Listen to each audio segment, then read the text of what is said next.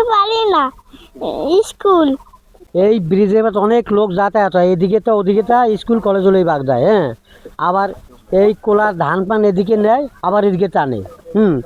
অনেক লোকজন এখান চলাচলতি করে, অনেক লোকজন এখান দিয়ে চলাচলতি করে, মানে মানে বিকল্প নাইলে এত লোকজন এই জায়গায় এই ব্রিজটা দিয়ে চলাচলতি করে। এটা আমাকে বিশেষ করে দরকার আকারে। এই ব্রিজটা আমাদের এখন তো দরকার, কারণ আমরা সবাই চাই তার কাছে যে আমার ওই ব্রিজটা অবশ্যই দয়া করে জানি দিয়ে দেয়। কারণ কালারবাড়ি বরিশাল মাঝে একটা বাজার আছে, এই বাজারের জন্য আমাকে সবসময় যাতায়াত করতে হয়। এইটা হলো কোটাইলিপাড়া বরিশাল বর্ডার সীমানা।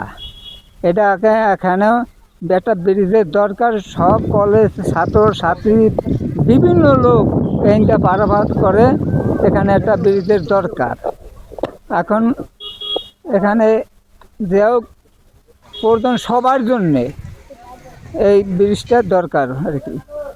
সুপ্রিয় দর্শক, আমি আছি এমন স্থানে, এই জায়গাটা কোটালীপাড়া থানা এবং আগলজিয়া থানার একটা বর্ডার স্থানে।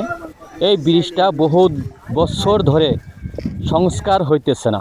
এখানকার এলাকার বাসী লোকজন দুই পাশের এবং কোটালীপাড়ার থানার লোকজন এবং আগলজিয়া থানার লোকের কাছ থেকে সরাসরি আমি শুনতে পাইলাম এই ব্রিজটি তাদের একান্তই প্রয়োজন।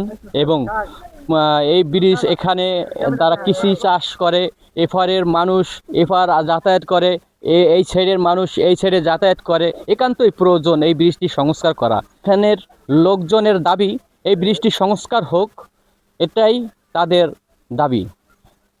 আগলঝাড়া, মোহাম্মদ শাহ আলম মোল্লা, দৈনিক গণকণ্ঠ।